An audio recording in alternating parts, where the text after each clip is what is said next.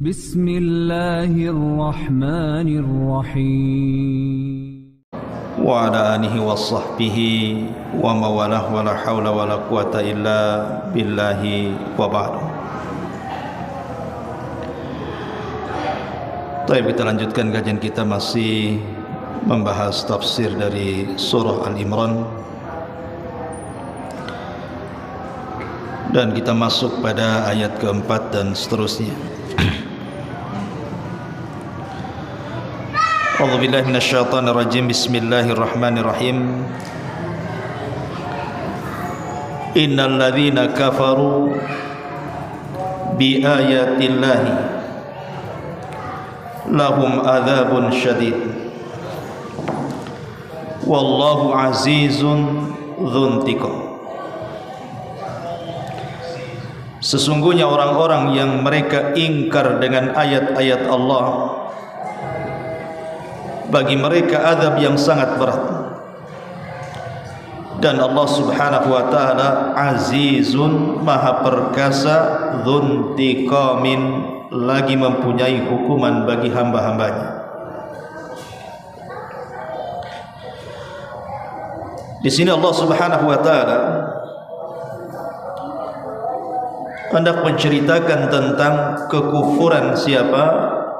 Orang-orang Nasrani di zaman Nabi SAW yang sudah saya ceritakan pada permulaan asbab nuzul dari surah Al-Imran ini. Jadi orang-orang Nasrani Najran yang datang kepada Nabi SAW dan mereka hendak masuk ke dalam Islam, tetapi dengan cara berdebat terlebih dahulu dengan Nabi. Kemudian Nabi SAW menjawab satu persatu syubhat yang ada di kepala orang-orang Nasrani Najran itu dengan turunnya surah Al-Imran ini 1-80.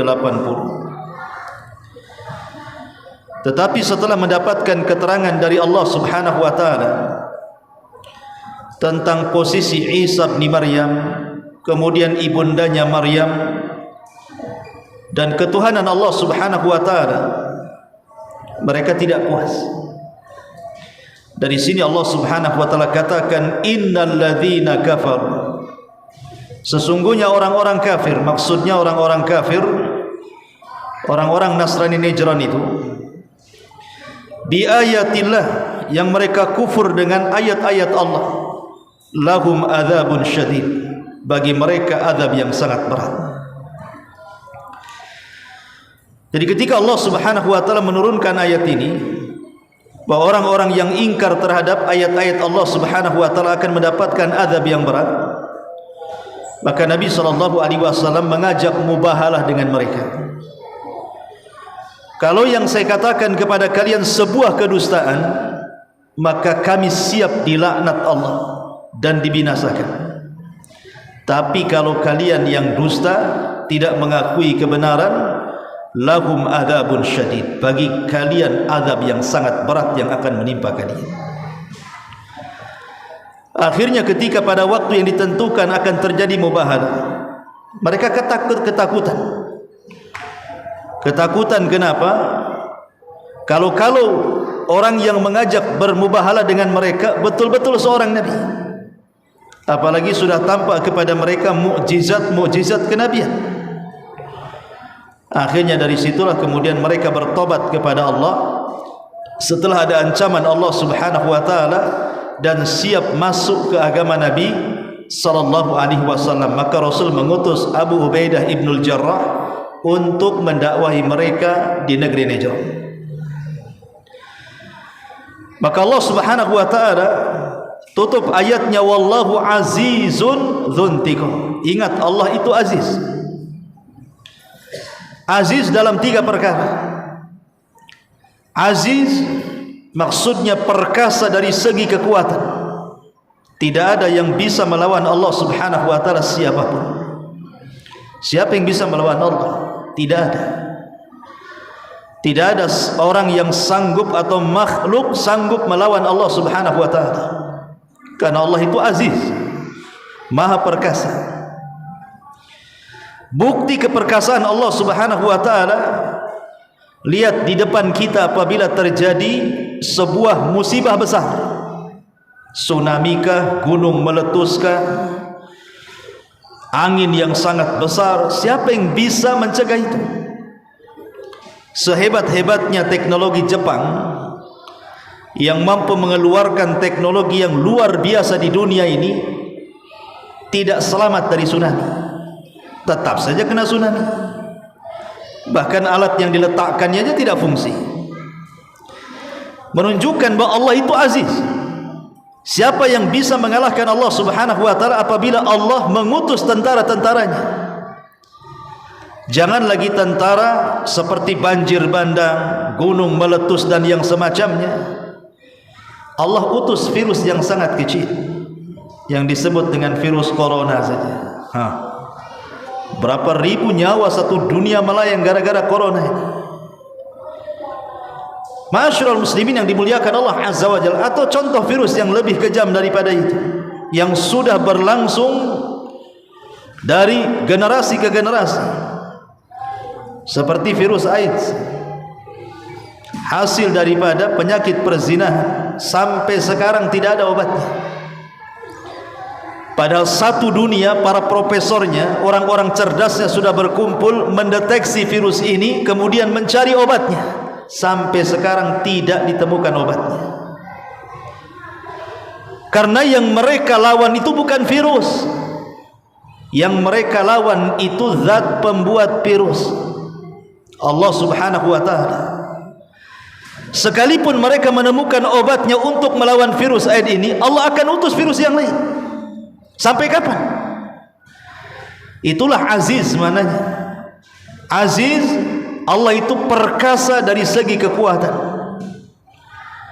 Kemudian aziz fil imtina, Allah Subhanahu wa taala aziz, maha perkasa di dalam mencegah apapun atau siapapun atau makhluk manapun yang bisa menyakiti Allah Subhanahu wa taala.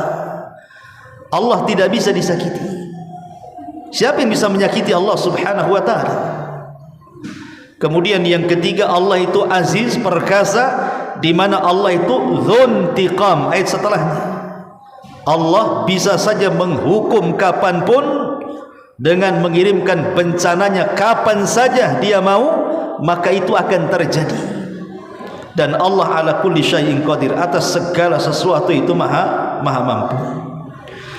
Kemudian Allah Subhanahu wa taala berfirman pada ayat kelimanya, Inna Allah la yakhfa alaihi syai'un fil ardi wala fis sama. Sesungguhnya Allah Subhanahu wa taala la yakhfa, tidak ada yang tersembunyi alaihi padanya, syai'un, satu apapun, fil ardi wala fis sama, baik di bumi ataupun di langit. Lihat bahasa Quran, Allah Subhanahu wa taala mengatakan kalimat syai'un. Antum yang belajar bahasa Arab, syai'un itu ismun nakirah, lawan daripada ismul ma'rifah. Dan isim nakirah itu tufidul umum, memiliki faedah umum. Artinya segala sesuatu, baik yang kecil ataupun yang besar, baik yang tersembunyi ataupun yang tampak, baik di langit ataupun di bumi, baik di lautan ataupun di daratan, baik di keterangan atau di kegelapan, Allah tahu, gitu maksudnya. Tidak ada yang tersembunyi bagi Allah Subhanahu wa taala. Dan sini ada faedah apa? Faedah rasa takut harusnya bagi kita, jangan sampai melakukan sesuatu yang kita anggap tidak ada yang tahu, ternyata Allah tahu. Allah itu maha tahu. Sehebat apapun kita menyembunyikan sesuatu, pasti Allah tahu. Tidak ada yang tersembunyi bagi Allah Subhanahu wa taala. Ada anak muda di zaman Ibrahim ibnu Adham. Ibrahim ibnu Adham seorang alim, ulama besar di zaman salaf, seorang zahid abid. Anak muda ini ingin bertobat, tapi sulit untuk meninggalkan maksiat. Akhirnya dia datang kepada Ibrahim ibn Adham ini. Wahai Ibrahim ibn Adham, wahai imam, bagaimana caranya? Aku sudah berusaha untuk bertobat dari maksiat, tapi aku tidak bisa meninggalkan maksiat. adakah hal-hal yang meringankan kepadaku untuk tetap melakukan maksiat, katanya. Maka Ibrahim ibn Adham mengatakan, ada. Kalau engkau ingin bermaksiat, silahkan maksiat, tidak ada masalah. Tetapi bermaksiatlah di bumi yang bukan bumi milik Allah subhanahu wa ta'ala. Cari bumi lain yang bumi itu bukan Allah yang cipta. Kau boleh maksiat di situ. Orang ini mengatakan, ya Imam, mana ada bumi kecuali milik Allah subhanahu wa ta'ala.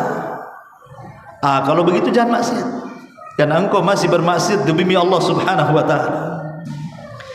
Tapi kalau engkau ingin maksiat juga, kata Ibrahim ibn Adham, silahkan maksiat, tapi cari tempat yang Allah tidak tahu maksiatmu.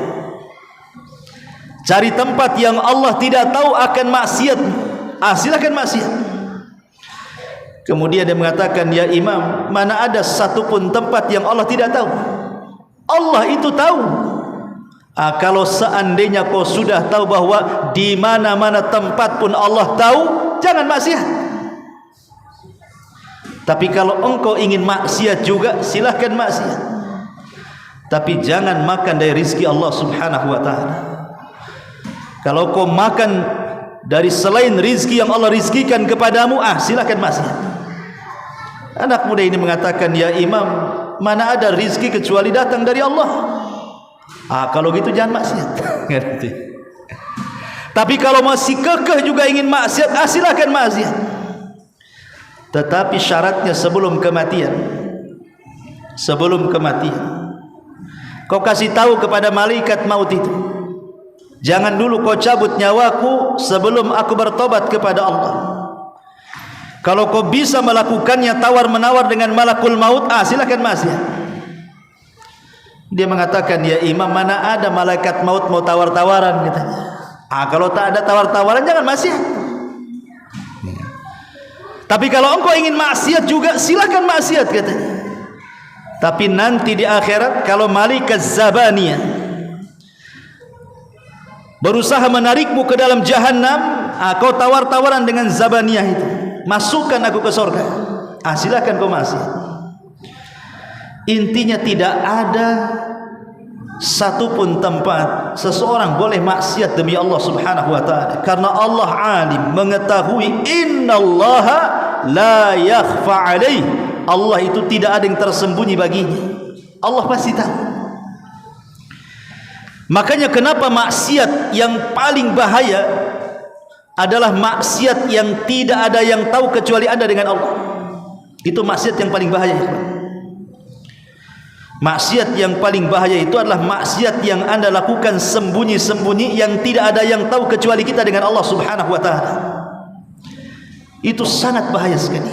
Makanya dalam sebuah hadis Rasul mengatakan, nanti pada hari kiamat ada orang-orang yang didatangkan di hadapan Allah itu membawa pahala sebesar gunung Tihama. Gunung Tihama itu besar, gunung terbesar setelah Uhud, Gunung Tihama namanya. Kata Nabi SAW, nanti pada hari kiamat ada orang-orang yang menghadap Allah membawa pahala sebesar gunung Tihama. Faja'alaha haba'an manthura. Tapi Allah jadikan pahala yang sebesar gunung Tihama itu diludeskan oleh Allah sehingga tidak tersisa sedikit pun.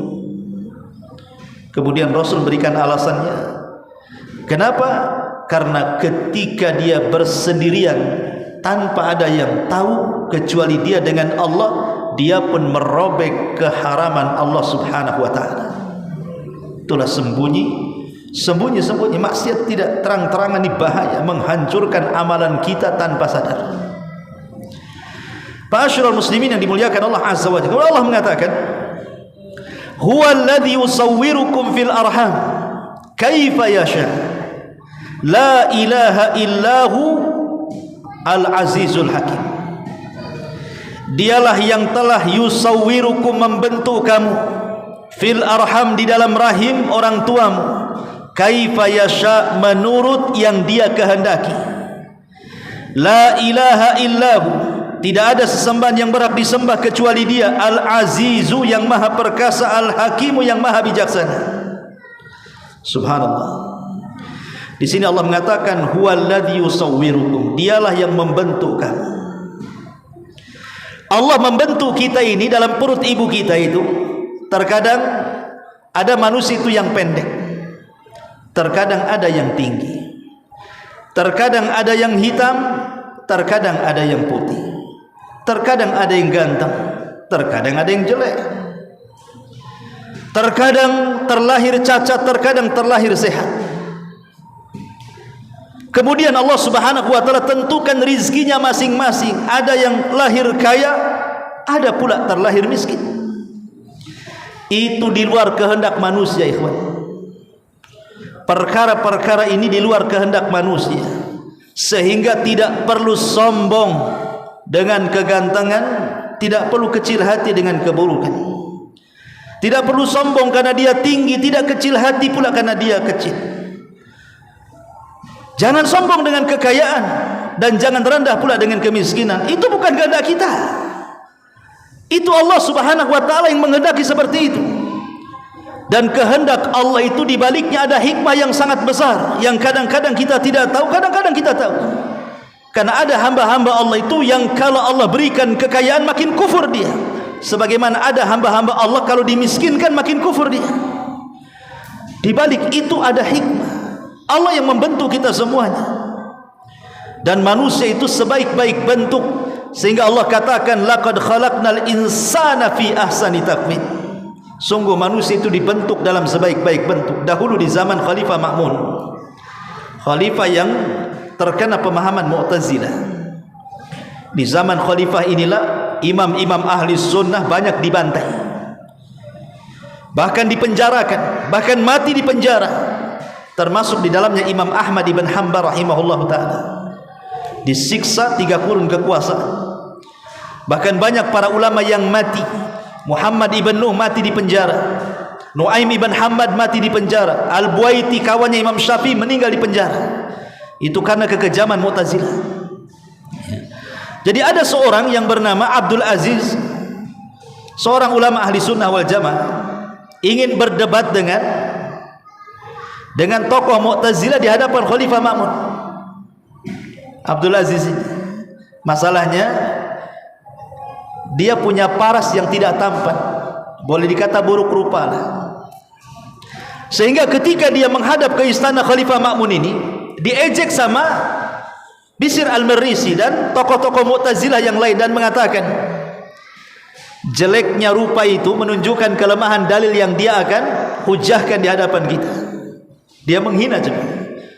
Orang-orang Mu'tazilah ini menghina dan mengatakan cukuplah jeleknya muka dia, lemahnya dalil yang dia akan kemukakan gitu. Kan kurang ajar tuh. Belum berdebat, mereka mengatakan apa? Cukuplah buruknya wajah dia menunjukkan lemahnya dalilnya gitu. Belum berdebat dah kurang ajar, menghina wajah orang.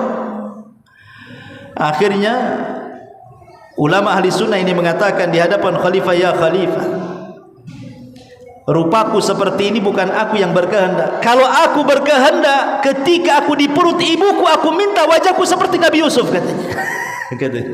Kalau aku berkehendak meminta wajah ketika berada di perut ibuku, pasti yang aku minta jadikan aku seperti Yusuf alaihi salam, katanya.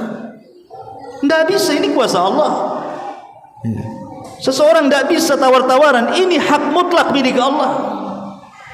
Sehingga tidak boleh orang itu mencela fisik orang. Karena orang kalau mencela fisik orang itu sama dengan mencela zat yang menciptakannya. Tidak boleh haram.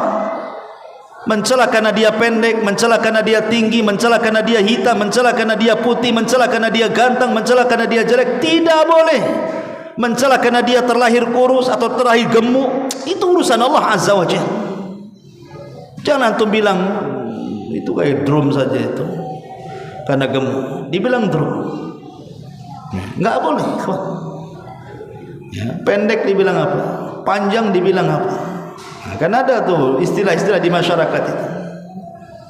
Orang kurus dibilang apa, badan kayak lidi gitu. Bukan lidi boleh. Subhanallah juga. Nggak boleh. Ya. Terutama ibu-ibu di belakang gitu kan. Ada orang pamannya kulitnya hitam, pakai baju putih pula, mulai ngomel, kulit sama baju tak serasi. Indonesia ini merah putih ini pula katanya, hitam merah, hitam apa? Hitam putih gitu. Ma'asyiral muslimin, enggak boleh kita mencela warna kulit, badan gemuk, kurus, tinggi, itu urusan Allah. Karena di sini Allah mengatakan apa? Huwallazi yusawwirukum. Dia Allah yang membentuk kalian. Bukan kehendak kita minta dibentuk, Allah yang membentuk kita. Fil arhami, ketika berada di rahim. Makanya dalam hadis Ibnu Mas'ud Al-Ansari radhiyallahu an, ketika Nabi SAW menceritakan tentang penciptaan manusia, proses penciptaan manusia, diawali dengan kalimat apa? Sadiqul masduq. Bersabda as-sadiq al-masduq, as-sadiq yang benar ucapannya dan dibenarkan ucapannya. Kenapa di permulaan hadis mesti mengatakan as-sadiqul masduq? Karena yang akan diceritakan Nabi SAW dari Abu Mas'ud Al-Ansari ini adalah perkara-perkara yang wajib diimani. Kemudian Nabi SAW menceritakan tentang 40 hari segumpal sperma, 40 hari segumpal darah, 40 segumpal daging, kemudian setelah 4 bulan ditiupkan roh. Itu semua urusan Allah Subhanahu wa taala. Kita tidak mengait soal ini. Karena Allah sudah membentuk kita, termasuk juga memberikan rizkinya, bahagianya, celakanya, su'ul khotimahnya, husnul khotimahnya. Itu semua ditentukan oleh Allah Subhanahu wa taala. Sehingga dari sini tidak boleh orang mencela fisik orang. Dahulu di zaman khalifah, kalau tidak salah Ja'far Al-Mansur rahimahullahu taala, ada suami istri baru nikah. Namanya baru nikah itu kan pasti ucapan-ucapannya kan indah-indah. Kalau baru nikah, udah lama nikahnya dah lain lagi ceritanya. Sehingga suaminya ini melihat kecantikan istrinya, dibawalah ke padang pasir. Dibawa ke padang pasir. Di tengah padang pasir bertepatan dengan bulan purnama.